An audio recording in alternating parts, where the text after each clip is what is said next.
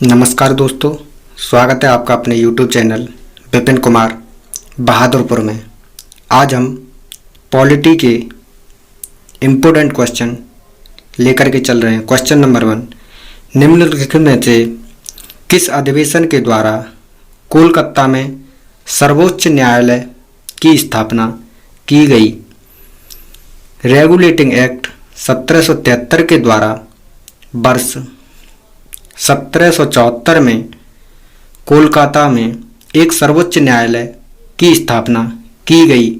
Sir Elijah Aamby को इसका प्रथम मुख्य न्यायाधीश नियुक्त किया गया। क्वेश्चन नंबर 2, भारतीय शासन व्यवस्था में प्रतिनिधि एवं लोकप्रिय घटक को समाविष्ट करने का प्रथम प्रयास किस अधिवेशन के द्वारा किया गया? इसकी सही व्याख्या है भारतीय परिषद अधिनियम 1801 में सेठ के द्वारा वायसराय की परिषद का विस्तार किया गया तथा इसमें भारतीय प्रतिनिधियों को शामिल करके उन्हें विधायी कार्यों में भागीदारी प्रदान की गई। इस अधिवेशन के द्वारा वायसराय की परिषद में विविधता के रूप में 15वें सदस्य को शामिल किया गया। इसके द्वारा विभागीय प्रणाली की शुरुआत की गई।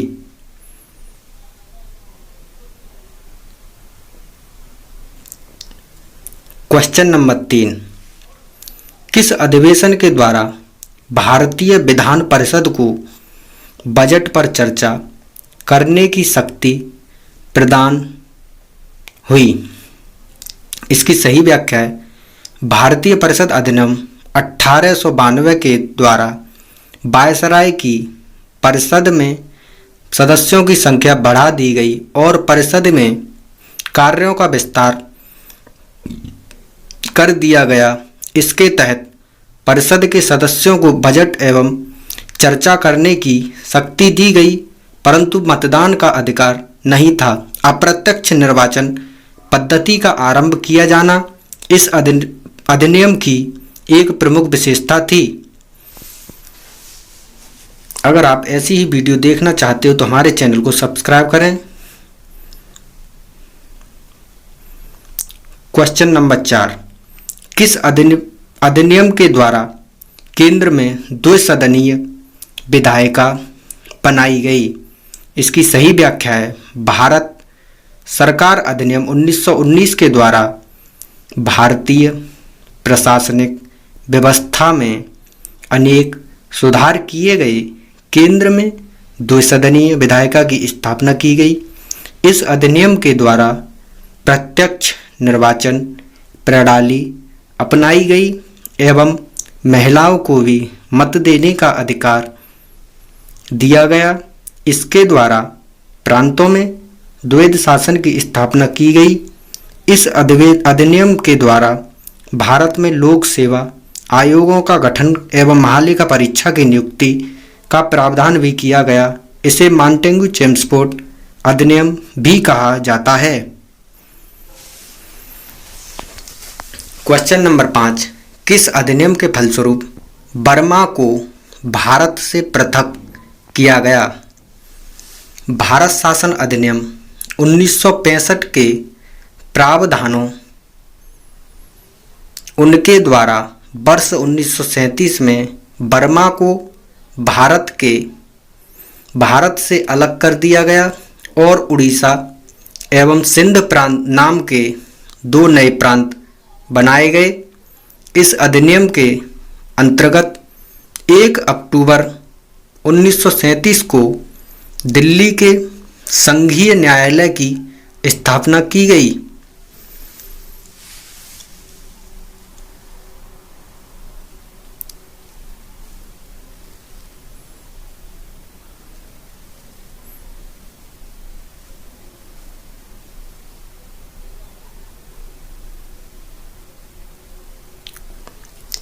क्वेश्चन नंबर 6, 1935 के अधिनियम द्वारा स्थापित संघ में अवशिष्ट शक्तियां किसको दी गईं? भारत शासन अधिनियम 1935 के द्वारा केंद्र तथा प्रांतों के मध्य शक्तियों का विभाजन 3 सूचियों संघ सूची, प्रांतीय सूची तथा समवर्ती सूची में किया गया था।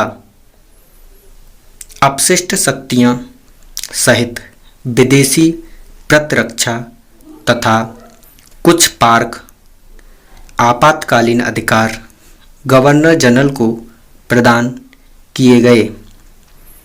अगर आपको वीडियो पसंद आता है तो हमारे चैनल को सब्सक्राइब करें और चैनल को सपोर्ट करें, जिससे कि अच्छी वीडियो आपको मिलती रहें।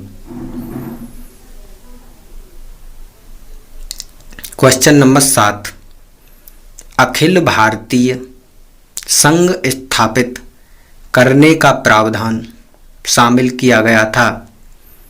इसकी सही व्याख्या है, भारत सरकार अधिनियम 1935 में एक अखिल भारतीय संघ स्थापित करने का प्रावधान किया गया था, परंतु यह व्यवस्था लागू नहीं की जा सकी क्योंकि देशी रियासतों ने इसमें शामिल होने से इनकार कर दिया था।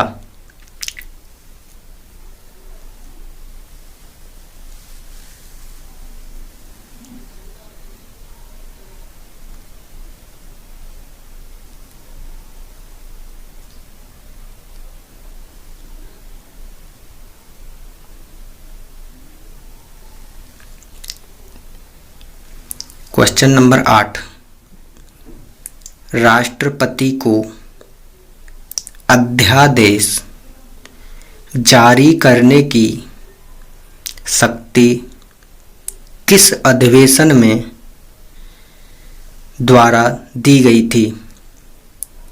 भारतीय संविधान के राष्ट्रपति द्वारा अध्यादेश निर्गत करने की शक्ति भारत सरकार अधिनियम 1935 की धारा 142 के से प्रेरित है।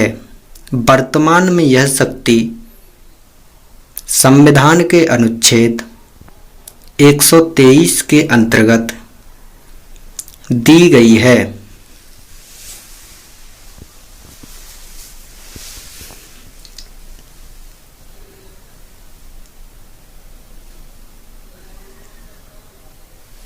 क्वेश्चन नंबर 9, भारत की संघात्मक व्यवस्था किस देश से ली गई है?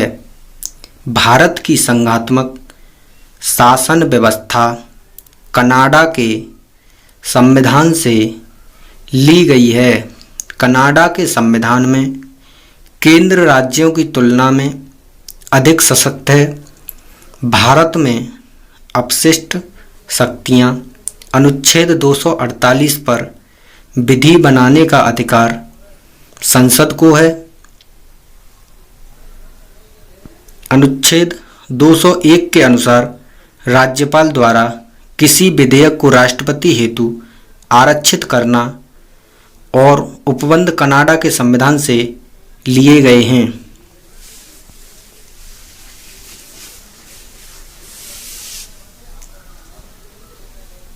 क्वेश्चन नंबर 10, भारतीय संविधान में किस उद्देश्य से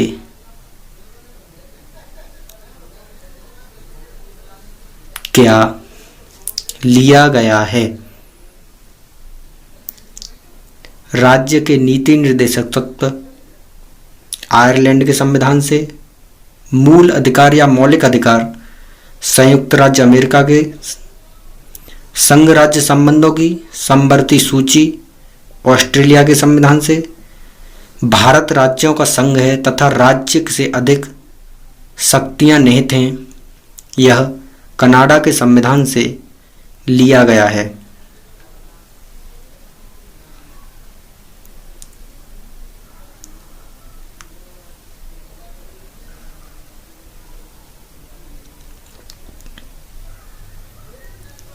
क्वेश्चन नंबर 11, भारतीय संविधान में निहित मौलिक की अवधारणा किस देश के संविधान से ग्रहण की गई है? भारतीय संविधान में मौलिक अधिकारों का विचार अमेरिका से लिया गया है। भारतीय संविधान के भाग 3 में निहित मूल अधिकार अमेरिका से के अधिकार पत्र के समान हैं। इन अधिकारों को प्राकृतिक और अपरिहार्य अधिकार भी कहा जाता है।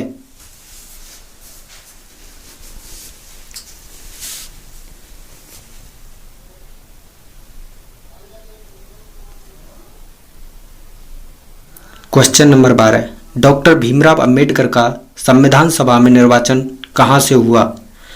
संविधान सभा में प्रारंभिक चुनाव 1946 में डॉक्टर भीमराव अंबेडकर का निर्वाचन अविभाजित भारत के बंगाल प्रांत के पूर्वी भाग से हुआ था। देश में विभाजन के पश्चात यह क्षेत्र पाकिस्तान में चले जाने के कारण भारत का भीमराव अंबेडकर मुंबई प्रेसिडेंट से पूरे संसदीय क्षेत्र के उपचुनाव से निर्वाचित हुए थे।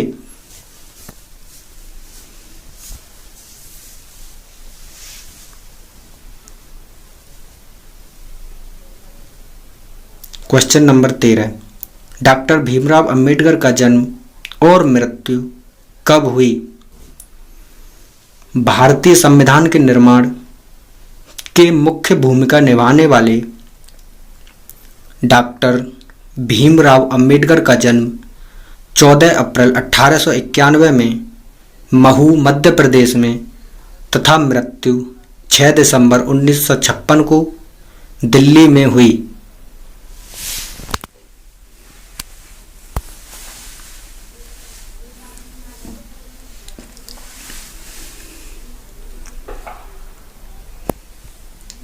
क्वेश्चन नंबर 14, अगस्त 1946 में गठित प्रथम अंतरिम सरकार का सदस्य कौन नहीं था? कैबिनेट मिशन योजना के अंतर्गत अंतरिम सरकार का गठन 24 अगस्त 1946 में किया गया। अंतरिम सरकार के सदस्यों में जवाहरलाल नेहरू, डॉक्टर राजेंद्र प्रसाद, सरदार वल्लभ भाई पटेल, सी राजगोपालाचारी तथा जगजीवन राव आदि सदस्य शामिल थे, लेकिन डॉक्टर सर्वपल्ली राधाकृष्णन अंतरिम सरकार के सदस्य नहीं थे, बल्कि वे स्वतंत्र भारत के पहले उपराष्ट्रपति चुने गए थे। क्वेश्चन नंबर 15, भारतीय संविधान सभा का प्रथम अधिवेशन कब हुआ? भारतीय संविधान सभा की पहली बैठक 9 दिसंबर 1946 को हुई, जिसका अस्थायी अध्यक्ष डॉक्टर सच्चिदानंद सिन्हा को बनाया गया था। संविधान सभा की पहली बैठक में मुस्लिम लीग शामिल नहीं हुई, अतः बैठक में 389 सदस्य में केवल 211 सदस्यों ने ही भाग लिया। 11 दिसंबर 1946 को संविधान सभा में डॉक्टर राजेंद्र प्रसाद को निर्विरोध संविधान सभा के स्थायी अध्यक्ष के रूप में निर्वाचित किया गया।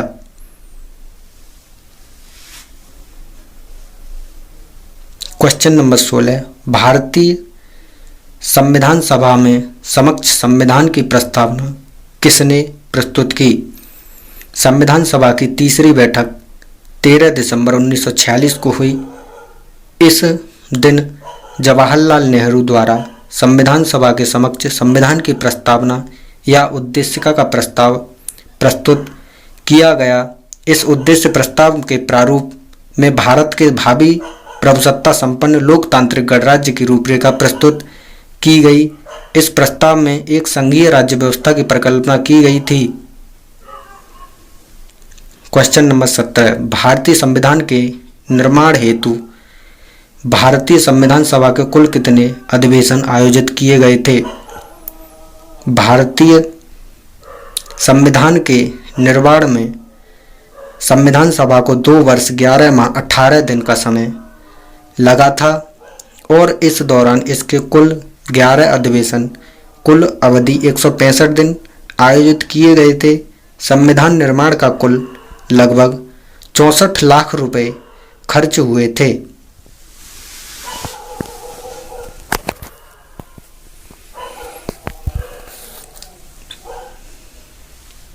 क्वेश्चन नंबर 18, संविधान सभा के सदस्यों का निर्वाचन कैसे हुआ था? संविधान सभा के सदस्यों का निर्वाचन प्रांतीय विधानसभा के सदस्यों द्वारा अप्रत्यक्ष निर्वाचन पद्धति के आधार पर हुआ था। सामान्यतः 10 लाख की जनसंख्या पर एक प्रतिनिधि संविधान सभा के लिए चुना गया तथा स्थानों का आवंटन प्रत्येक राज्य में उसकी जनसंख्या के आधार पर किया गया था।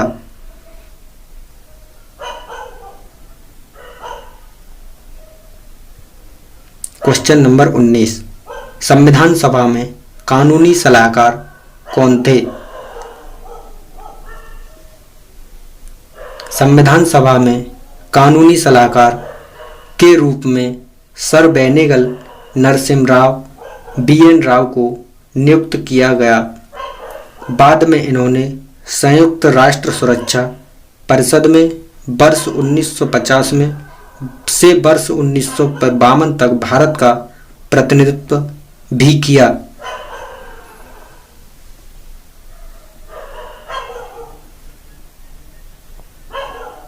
क्वेश्चन नंबर 20, भारतीय संविधान की प्रारूप समिति के सदस्य थे।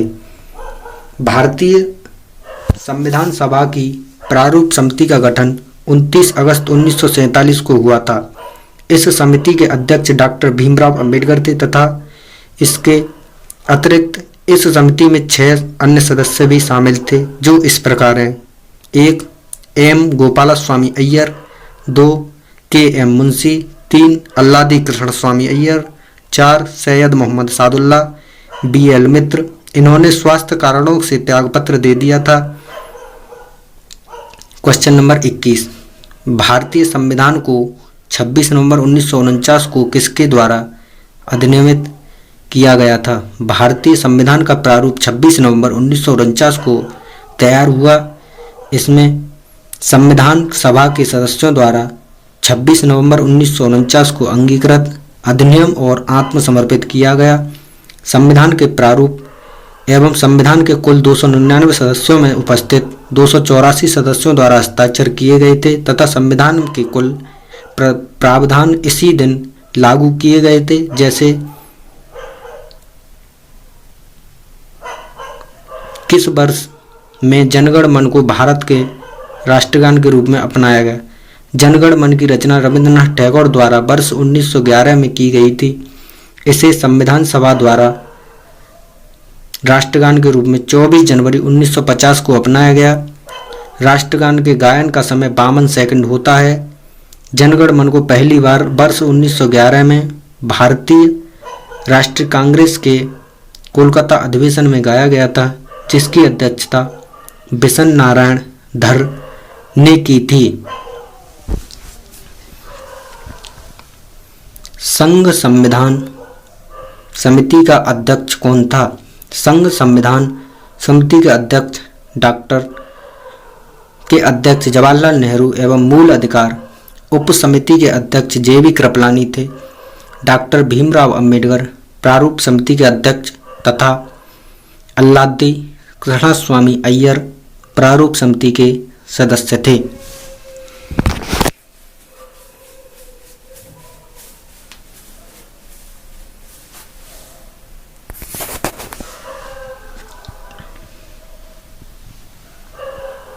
क्वेश्चन नंबर 24, संविधान को 26 जनवरी को किस के दिन लागू करने का निर्णय इसलिए किया गया क्योंकि भारतीय राष्ट्रीय कांग्रेस में लाहौर अधिवेशन 31 दिसंबर 1929 में पूर्ण स्वराज की घोषणा की गई तथा 26 जनवरी को प्रतिवर्ष स्वतंत्रता दिवस मनाए जाने का संकल्प लिया गया।